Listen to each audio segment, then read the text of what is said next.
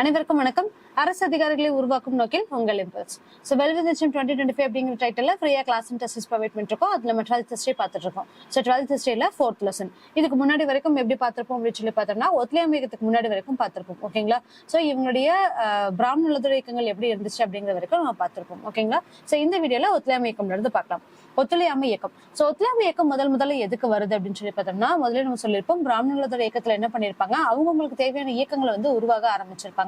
அது வந்து கல்வி இயக்கங்களா இருக்கட்டும், இல்ல அரசியல வந்து அவங்க பங்கெடுக்கணும் அப்படிங்கக்கூடிய இயக்கங்களா இருக்கட்டும், இந்த மாதிரியான விஷயங்கள் மூலியமா அவங்களுக்கு தெரிஞ்ச வழிகளை வந்து இயக்கங்கள் உருவாக்கி இருப்பாங்க. அவங்களுடைய போராட்டங்களை நடத்தியிருப்பாங்க. கல்விதான் எல்லாத்துக்கும் முக்கியமான ஆயுதம் அப்படிங்கறது சொல்லியிருப்பாங்க.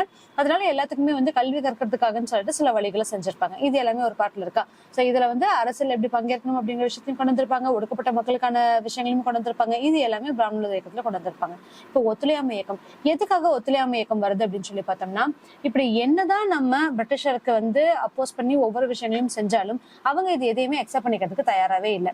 அவங்களுடைய காரணம் என்னவா இருந்துச்சு அப்படின்னா, அவங்களுடைய அடக்குமுறை சட்டங்களையும் இப்ப யாராவது அப்போஸ் பண்றாங்க அப்படின்னா மிதவாதிகள் அமைதியான வழிகள் அவங்களுடைய போராட்டங்கள் நடத்திட்டு இருக்காங்க. சோ அவங்களால எந்த ப்ராப்ளமும் கிடையாது. தீவிரவாதிகளால, அதாவது தீவிர தேசியவாதிகள்னால அவங்களுக்கு ஏதாவது ஒரு பிரச்சனை வருது அப்படின்னு சொல்லி நினைக்கும் போது அதுக்கான அடக்குமுறைகளை மட்டும்தான் அவங்க ஃபாலோ பண்ண ஆரம்பிக்கிறாங்க.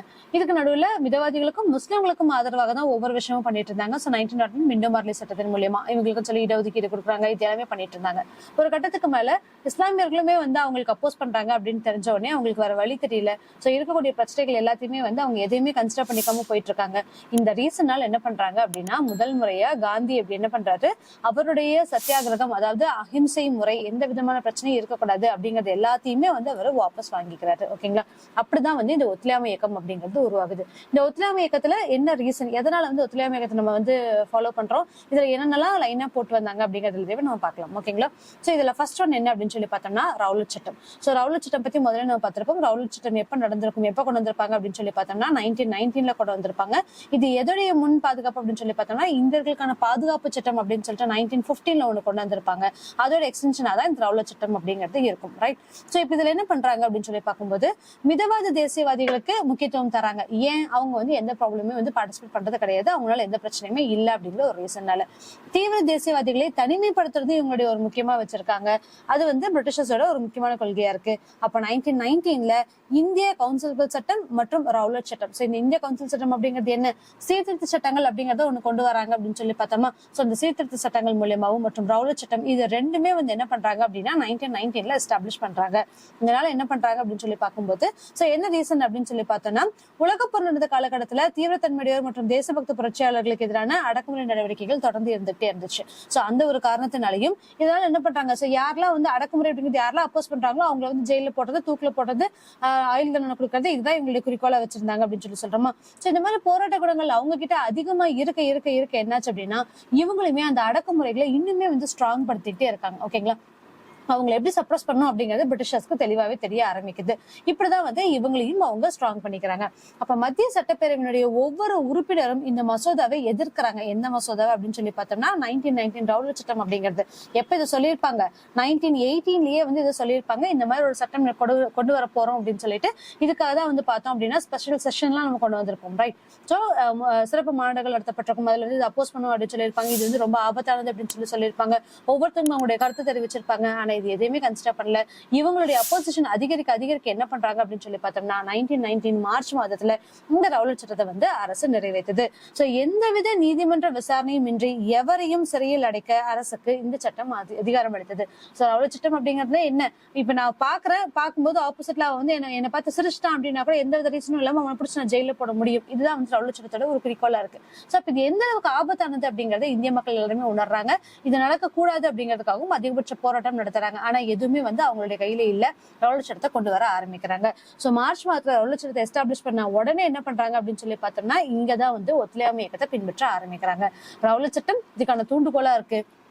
அப்ப அகிம்சை முறையில அமைதியான முறையில போராட்டம் நடத்தணும் அப்படின்னு சொல்லக்கூடிய காந்தியே வந்து அவருடைய முறைகள் எல்லாத்தையுமே மாத்திக்க ஆரம்பிக்கிறாரு. அப்ப என்ன பண்றாங்க, சோ இவ்வளவு நம்ம சொல்லியும் அவங்களோட இடத்துல அவங்க குறிக்கோளா இருக்காங்க, அதனால நம்மளும் வந்து இதை வந்து ஃபாலோ பண்ணக்கூடாது அப்படின்னு சொல்லிட்டு சட்டத்தை மீறுவது முதலாக வந்து உறுதி ஏற்றது. என்ன பண்றாங்க, சத்தியாகிரக சபை ரொம்ப அமைதியான நிலையில போகணும் அப்படிங்கறது எல்லாத்தையும் தாண்டி இப்ப வந்து நம்ம சட்டத்தை மீறியே ஆகணும் அப்படின்னு சொல்லிட்டு அவங்களோட உறுதியை ஏற்கிறாங்க.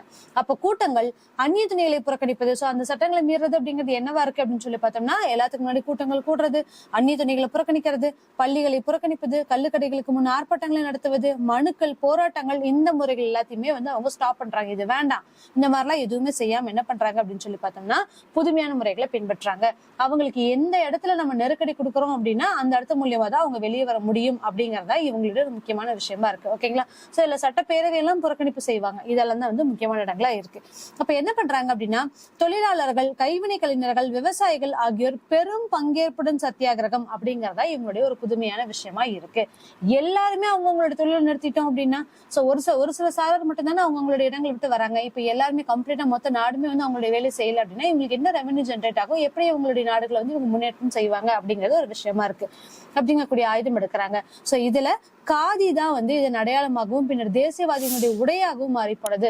என்ன பண்றாங்க அப்படின்னா அந்நிய துணிகளை புறக்கணிக்கணும், அவங்களுடைய உடைகள் எதுவுமே நம்மளுக்கு தேவையில்லை, அதுக்கு பதிலாக நம்ம உடையா இருக்கக்கூடிய காதியை எல்லாரும் ப்ரமோட் பண்ணுங்க அப்படின்னு சொல்லிட்டு ஒத்துழையாமை இயக்கத்தோட பகுதியா தான் வந்து பார்த்தோம் அப்படின்னா பெரியாரும் வந்து காதியை வந்து ஊரா கொண்டு போய் வித்திருப்பாங்க அப்படிங்கறத நம்ம பார்த்திருப்போம். காந்தி வந்து காதி அதுக்கப்புறம் இந்த ராட்டு மூலியமா சுத்துறது அப்படிங்கிறது எல்லாமே இந்த ஒத்துழையாமை இயக்கத்தோட ஒரு பகுதியா தான் இருக்கு. இங்கதான் வந்து காதியை அவங்க முன்னெடுக்கிறாங்க அப்படிங்கிறது நம்மளுக்கு தெரிஞ்ச ஒரு விஷயம். இப்ப மக்கள் விழிப்புணர்வு அடைந்து அரசியல் பணிகளில் தீவிரம் காட்டினால்தான் இந்தியாவில் சுயராஜ்யம் என்பது நடைமுறைக்கு வரும் அப்படிங்கறதையும் ரொம்ப தெளிவா சொல்லிட்டாங்க. சோ உங்களோட இன்வால்மெண்ட் இல்லாம நம்மளுக்கு சுயராஜ்யம் கிடைக்கிறதுக்கு வாய்ப்பே இல்லை. சோ நீங்க வந்து ஆக்டிவா பார்ட்டிசிபேட் பண்ணியே ஆகணும் அப்படிங்கறதையும் எல்லா மக்களுக்குமே வந்து எடுத்துரைக்கிறாங்க. சோ 1919 மார்ச் ஏப்ரல் மாதங்கள்ல ரவுலட் சட்டத்துக்கு எதிராக வேலை நிறுத்தத்தை கடைபிடிக்குமாறு காந்தியடிகள் சொல்றாங்க. சோ யாருமே வந்து வாக்கே போகாதீங்க, புறக்கணிக்கிறதுலாம் ஒண்ணுமே ஆப்படல, புறக்கணிக்கிறதுனால என்ன பண்றாங்க, அவங்க பாட்டுக்கு அவங்களோட ரூல் வச்சுட்டு அவங்க ஆட்சி செஞ்சுட்டு தான் இருக்காங்க. சோ எல்லாருமே சேர்ந்து வேலைக்கு போகாம இருப்போம், வேலை நிறுத்தங்களை வந்து கடைபிடிக்கணும் அப்படிங்கக்கூடிய விஷயம் ஸ்ட்ரைக்கை வந்து இவர் முதல்ல எஸ்டாப்ளிஷ் பண்றாங்க. அப்போ நாடு முழுவதும் ஊக்கம் பிறக்குது இதுக்காக. சோ இந்துக்களையும் முஸ்லிம்களையும் ஒன்றிணைத்த கிலாபத் இயக்கத்தையும் இத்துடன் இணைத்தார். அப்போ யாரெல்லாம் என்னென்னலாம் பிரிவுகள் நம்மளுக்கு பிரிஞ்சிருக்கோ அது எல்லாத்தையுமே வந்து ஒட்டுக்கா சேர்த்தக்கூடிய ஒரு இடமா இந்த ஒத்துழையாமை இயக்கத்துல இவங்களுடைய ஒரு ஆர்ப்பாட்டம் அப்படிங்கிறது ரொம்ப முக்கியமான பங்கு வகிக்குது. ஓகேங்களா? இப்ப அடுத்தது என்ன அப்படின்னு சொல்லி பார்க்கலாம். ரவுலட் சட்டம் பார்த்தாச்சு. அடுத்து ஜாலியன் வாலாபாக் படுகொலை. இப்ப இந்த ஜாலியன் வாலாபாக் படுகொலை எங்க நடக்குது, இதோட எதிர்வினையா என்ன நடக்குது அப்படிங்கறதையும் நம்ம பார்க்கலாம். ஓகேங்களா? அப்ப ஜாலியன் வாலாபாக் படுகொலை சோ இந்த ரவுலட் சட்டம் மாதிரி தான். ரவுலட் சட்டத்துல ஆல்ரெடி வந்து பயங்கரமா அப்போசிஷன் போயிட்டு இருக்கு எல்லா பக்கம் நாடுகளை. சோ ஃபர்ஸ்ட் இது என்ன நடக்குது என்ன அப்படிங்கறது ஜஸ்ட் சொல்லிடுறேன். எல்லா பக்கம் ஆர்ப்பாட்டங்கள் நடந்துட்டு இருக்கு. மக்கள் யாருமே அவங்களுடைய பேச்சை கேட்கறது தயாரா இல்ல. பிரிட்டிஷர்ஸ் அவங்களுடைய கொள்கைகளை கருத்துக்களை பரப்பிக்கிட்டே இருக்காங்க. இப்ப தீவிர தேசியவாதிகளும் சரி எல்லாருமே வந்து அவங்களுடைய பொறுமைங்கிற அந்த ஒரு லெவலை தாண்டி ஒவ்வொருத்தங்களும் சட்டம், அதாவது ஒவ்வொருத்தங்களுமே வந்து அவங்களுக்கான சட்டங்களை ஏற்றுக்கிறாங்க, சட்டங்களை மீறுறாங்க. இதே அவங்க பாத்துக்கிட்டே இருக்காங்க.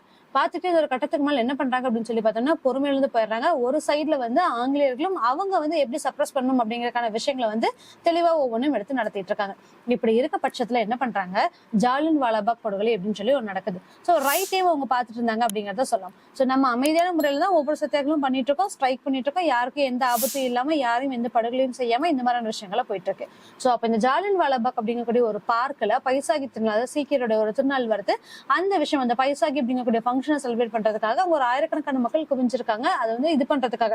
சோ அது மட்டும் இல்லாம அங்க இருக்கக்கூடிய ரெண்டு பேர்த்த வந்து சத்யபாலும் சைஃபுதீன் கிச்லு அப்படின்னு சொல்லக்கூடிய ஒரு ரெண்டு பேர் இருக்காங்க.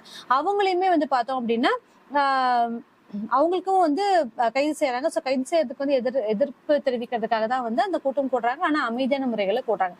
பைசாகி திருவிழா ஒரு பக்கம் நடந்துட்டு இருக்கு, இந்த முக்கியமான தலைவர்களை வந்து அரெஸ்ட் பண்ணிட்டாங்க அப்படிங்கிறதுக்கான ஆர்ப்பாட்டம் ஒரு பக்கம் நடந்துட்டு இருக்கு. இப்படி அமைதியான போராட்டம் நடந்துட்டு இருக்கும்போது அப்ப அங்க இருக்கக்கூடிய ரெண்டு பேர் வந்து என்ன பண்றாங்க அப்படின்னு சொல்லி பார்த்தோம்னா ரெண்டு டயர், ஜெனரல் டயர் ஒருத்தர், மைக்கேல் டயர் அப்படிங்கிறவங்க, இவங்க ரெண்டு பேர் என்ன பண்றாங்க அப்படின்னு சொல்லி பார்த்தோம்னா சரவாரியா சுட்டு கொன்றுங்க எல்லாத்தையும் அப்படின்னு சொல்லிட்டு ஒரு கொடூரமான ஒரு ரூல் போடுறாங்க. இதனால வந்து எல்லாத்தையுமே வந்து மக்கள் சுட்டுக்கொள்ள ஆரம்பிக்கிறாங்க.